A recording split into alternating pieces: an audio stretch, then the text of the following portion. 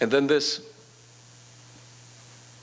1 month ago, February 9, 2011, the New York Times reports that the German stock exchange is acquiring what?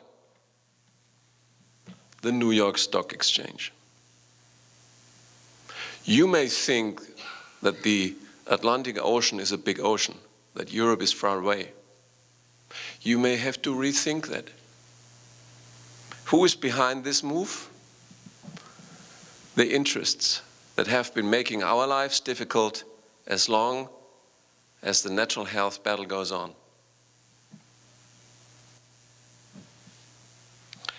We need to become more analytical if we want to win this game, if we want to win this battle. We need to analyze the forces that have brought us to this point and what we need to do from here on. The forces behind the natural health advances are, of course, in first line, the interests of millions of people for health, for natural health, for effective, safe, and side effect-free health. Until 1994, with science being eliminated from the screen, it was essentially the marketing budget that was driving the natural health field, because nothing else was available. In '94, that changed. An explosion of scientific research suddenly came in and boosted this entire field of natural health forward, to the extent that it is becoming a serious threat to the status quo. What do you think will happen if 100 clinical studies with natural substances in cancer patients will turn out and tell the world cancer is no longer a death verdict? But all of that will not help us to win. Even science will not be enough.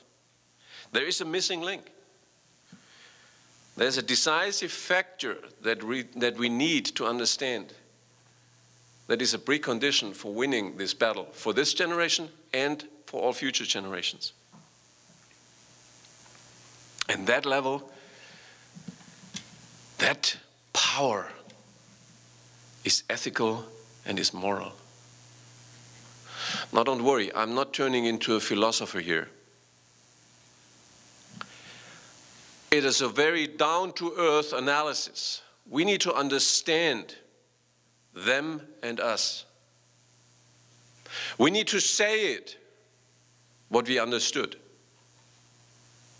We need to say the drug industry profits from the continuation and the expansion of diseases, because these are their markets for the patented drugs.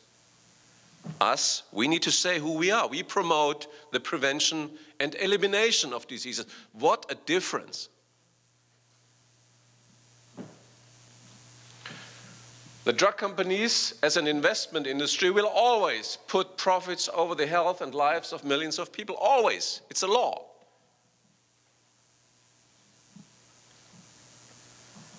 We can and we must put health and lives over profits.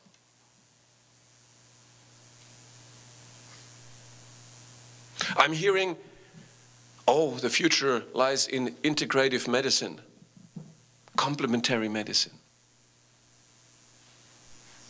Well, it's either or.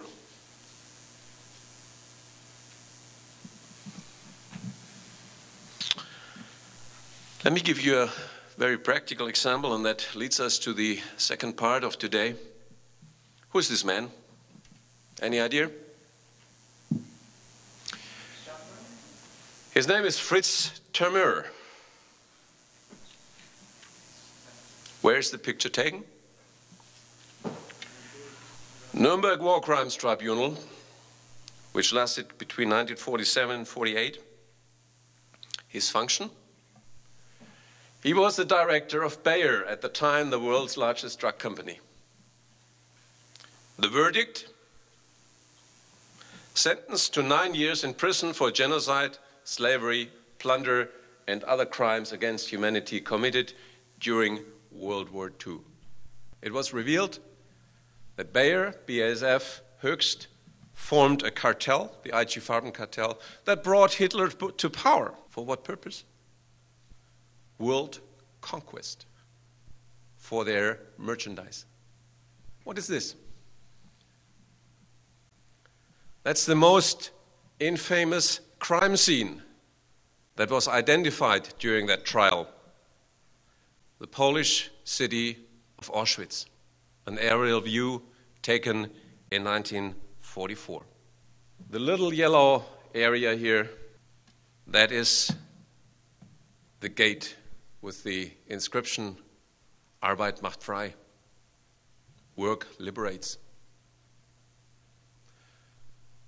When this concentration camp was overflowing with slave laborers, industrial-sized slave labor camps were established. Some of you may remember those pictures from the movie Schindler's List.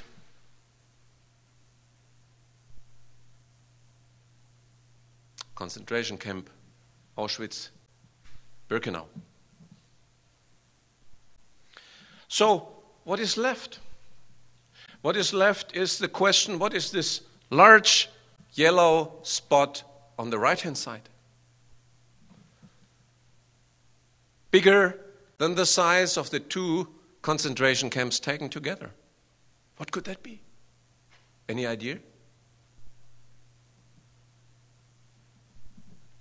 That was IG Auschwitz, a 100% subsidiary of IG Farben, composed of Bayer, BASF, and Höchst, the largest industrial complex in wartime Europe. And the concentration camps served as unlimited reservoir of free labor.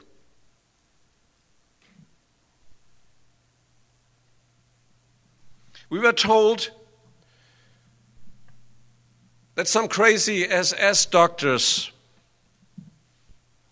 had the idea to torture innocent inmates.